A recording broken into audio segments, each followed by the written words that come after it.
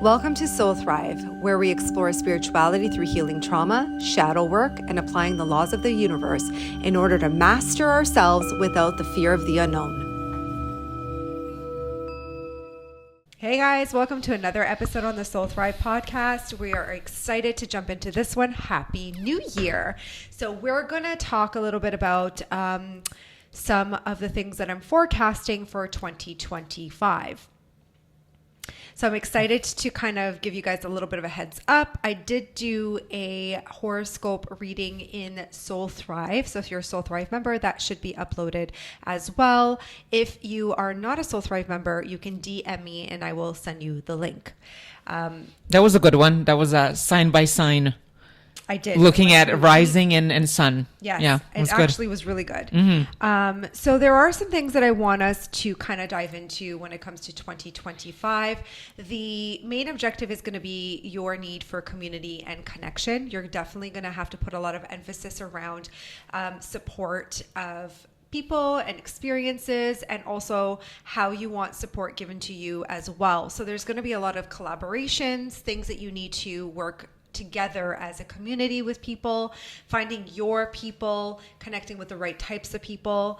There has been a little bit of the stagnation for quite some time where people have had a fear of opening up and being more vulnerable and being more authentic within themselves, because there has been some old energies leading with a lot of like maybe comparisons and a little bit of this like jealousy or this inability to believe that others could have it too. So like that fear of like scarcity.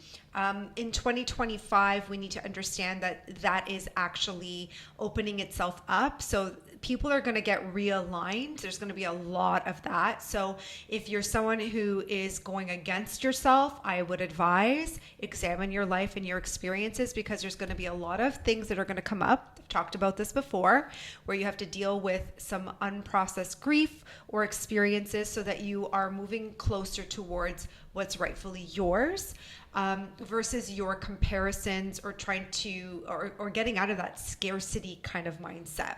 When you say going against yourself, what do you mean by that? So really it's just someone who's not willing to do the inner work, not willing to see what the emotions that are impacting their physical well-being, their mental well-being, their emotional well-being, and their spiritual well-being, and how they're really lining up with certain experiences. And it really is about having like a personal lack of awareness, or you refuse to see the truth, even if the truth is presenting themselves in a specific way. So really it's asking you, 2025 is going to ask you to really examine a lot of that. And you're going to be faced with a lot of things that you normally would avoid and you can't in 2025. It's really about this understanding that you have to move towards a more authentic version of you and what you desire out of your life, because there could be so much that 2025 can offer you. But when you're pushing against yourself, you don't have the time to see that. So maybe you're too goal oriented, that you're not allowing yourself the opportunity to find the fluidity in your experiences in your life. So it really is about trusting the universe.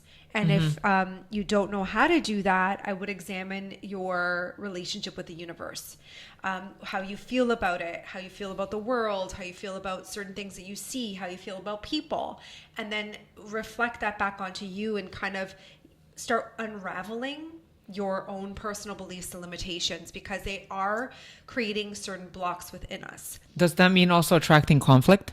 We will attract conflict inevitably. We do live in a world of duality. That's kind of the norm. However, in 2025, you're absolutely right. There will be more duality. There will be more conflicts that will arise that we're going to need to resolve within ourselves. It's fine. There's nothing it's not right and it's not wrong. It's just what we need to do in order to better our own personal experiences for our expansion. And you need to understand that energetically as well. We're moving from third dimensional thought patterns and experiences, moving up the vibrational scale to fourth dimensional perspectives. And that really has, like the anchoring of that experience is really about emotion.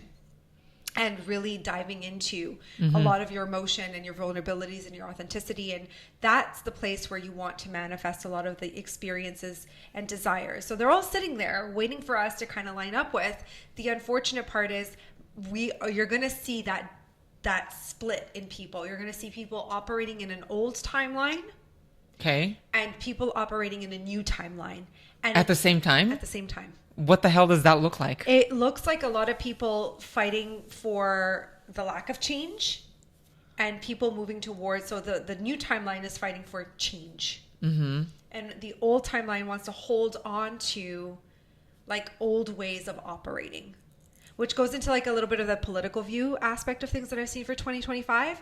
There will be new energies that come in, new political parties, new political perspectives and people, younger generations coming in to start to change a lot of our political views, societal views. So these things are also very imperative right now because we are moving, like I said, from old perspectives moving into new perspectives, and 2025 is going to bring a bridge. It's going to try to help us bridge that. But with that, of course, most people don't like change. They don't know what to do with the unknown and the uneasiness of change. And so we're being kind of forced to, like I said, look and examine these types of experiences that need change. And that will fall in many spectrums. I do feel that you have to use AI. Technology as well is going to be one of those things where you have to use AI in a healthy way. You have to use it in a positive way. There could be a lot of AI moving into businesses and in corporations as well. So don't go against it. Learn how to work with it. It's not going to take your job, and it could take your job, but then you have to learn how to pivot. So working with AI is also very important. So there's new technologies that are coming in that are going to help corporations and businesses. Even your own personal ways of working with AI is very important. Learning how to anchor in that experience as well. So what else? There will be a lot of examining like healing family dynamics. I know we did a podcast on that as well. There will be a real big like awakening in families. They're going to have to examine a lot of issues that they have not dealt with. But again, there's that split in those perspectives as well, where some people are still in resistance to change. However, like I said, new generations that are coming in, they're going to force the changes. So 2025 is setting the tone for that in a lot of ways. In 2024, leading with what your intention was and what your personal mission was, like if you felt like you had a purpose or you felt like there was something destined for you and you felt like you were stuck or have felt stuck for quite some time, 2025 is an opportunity for you to lean into new opportunities and awakenings, because that stuckness is going to move forward. You're going to be able to create a lot. But I do recommend that we get out of the comparisons. I do recommend that we get out of this need to be perfect. I noticed that a lot of things are going to start to change around the old business structures of things, or how people operated with their perfectionism. There's going to be a change a lot in that. You're a Virgo, so I don't know. Sorry, I have a question. Can you elaborate on that? So it's just going to mean like you're going to have to really look at why you need this to be so perfect, and why, again, are you pushing against yourself so much that you have to make it perfect. Right. What if it just is what it is, and can you accept it for what it is? There's a lot of surrender for 2025 as well. That was going to be my next question, because I feel like, I don't know, this is like from a Virgo perspective, the only way to deal with perfectionism is to surrender, because perfectionism is to be so heavily in the mental. And it's ultimately the rejection wound leading, thinking that if circumstances, whatever you're creating is not perfect, it will be rejected. So what's the point? Yes. So surrender is a theme for 2025? I would say for the individuals who operate with perfectionism, and I also say this too, if you're operating with old belief systems and patterns and you're in a state of resistance, you're going to have to surrender, because if you don't, it's going to get very painful. Can you maybe elaborate on that? Like, first, how would you define surrender? And then if you don't, what types of things would you attract then? just to break it down. So the surrendering aspect of things is just like trusting in yourself, trusting in the process, trusting in the universe, trusting in the ability for things to work out the way that they need to work out, because, you know, sometimes we don't register that things can come to us even in a better perspective than we had hoped for. So if there's conflict, for example, trusting that you can come out of that conflict on the other side. Yes, finding solutions for the problems and so on and so forth. What was your second question again? And you're saying that the people who don't surrender are going to have, so what would they face then? If you don't surrender, you're going like if someone's listening and maybe they're listening to this in like February, March, April, and they're like, there will be more financial conflicts. Okay. There will be like loss. That could come from so many different spectrums, from losing a relationship, from divorce, from like when I say that the universe is going to realign you, I mean it. Like, I mean, it's going to force you to see things that you have been avoiding for quite some time. And it really is going to be about anchoring in the perspective of looking at your grief and being aware that you were holding on to maybe materialistic things, or maybe holding on to relationships that weren't serving you. Image as well? Is that image is a big one, because like I said, the comparison is also something that a lot of people operate with quite frequently. And so, you know, we have to learn our individuality, our authenticity, and then also work in collaboration with others and in communities in a way where we can really do big healing work. And why I say that too is when we come together as a community, we don't only just heal a collective experience, but we heal Mother Earth as well. We heal so many things energetically around us when we all are on the same mission or have a similar intention. And we can all have our different points of views, and that's okay, as long as we have the similar intention, which is, you know, betterment of our world, betterment of our experiences, betterment of Earth, betterment of all of that, which is going to go into a lot of the things that I'm going to start to see too. Energetically, there are going to be new leaders that come in that are going to put a lot of emphasis on climate change. They're going to really put a lot of emphasis on the things that we've just been avoiding, neglecting, and ignoring, because so many things are happening. However, I will say there will be more destructions as far as like floods, hurricanes. Well, I was just going to say, so much of that is happening, but the U.S. seems to be getting hit every week with something. Yeah. I mean, we all will. It's not going to just be the U.S. It's going to be I've been examining some things energetically for quite some time, and I've noticed that like Europe may feel some stuff. Canada's going to go through some things. Yeah, we're gonna all be faced with you know what I'm talking about, the weather changing. Right, the climate changing. Impact of climate change. The impact of climate change. So that's going to force a lot of like this awakening that's going to happen for us to work on a collective level to heal ourselves, because we are a vibrational match so much with Mother Earth, because Mother Earth keeps us grounded. But also Mother Earth has had enough of the resistant thinking. And so Mother Earth is coming in to kind of energetically cleanse some of that. Because so is that what flooding would represent? Sure, an aspect of flooding. Yeah, for sure. Flooding also represents so many different levels of things: cleansing, clearing, rebirth, you know, all of that. And it's sad because so many people will get affected by it. And so again, this is why I'm saying communities need to come together, because we're going to need to help one another out of our circumstances and our situations, and we're going to have to figure out ways to support one another on so many different scales, not just like on the bigger scale, on a smaller scale too. Let me see what else. So health is also in the forefront. So gut health is going to be something that is going to be a huge emphasis as well in 2025. Has already been something that a lot of people have been talking about, focusing on, putting more attention towards it. So really learning a lot about your gut health, learning what foods work best for your body, learning how to take very good care of your gut health for your clarity of mind. It's just for your overall health specifically. So I get some people don't really care, but that will mean like an elimination of sugars. That will mean like you're going to need to up your vitamins. You may have to work with like a practitioner of some sort. But also the main emphasis as well is like not looking at things just from a physical perspective, learning and understanding the emotional impact on the physical experience, right? So understanding why your body is manifesting certain physical ailments from that like what's the emotional connection, what the emotional connection is. Right. And I do think that a lot of people have been impacted in the last like 5 years so much, so intently, that their systems have taken a huge hit on so many different levels. And now we're being asked to examine that and take very good care of our health in a lot of ways, so that we're really focused on the betterment of that. Right.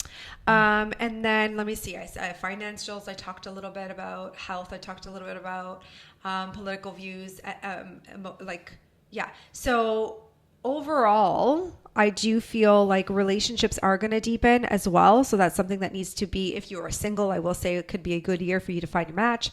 And it could also be a rebirth in your marriage as well, if the two of you are willing to, again, be on the same mission and focus on an evolution in the relationship and healing. So even if it was a toxic relationship or has had so much dysfunction, it's an opportunity to find a resolve and a solution in the marriage. But that's if people want to do it. If people want to do it. If you're still operating in a state of resistance, then there will be divorce.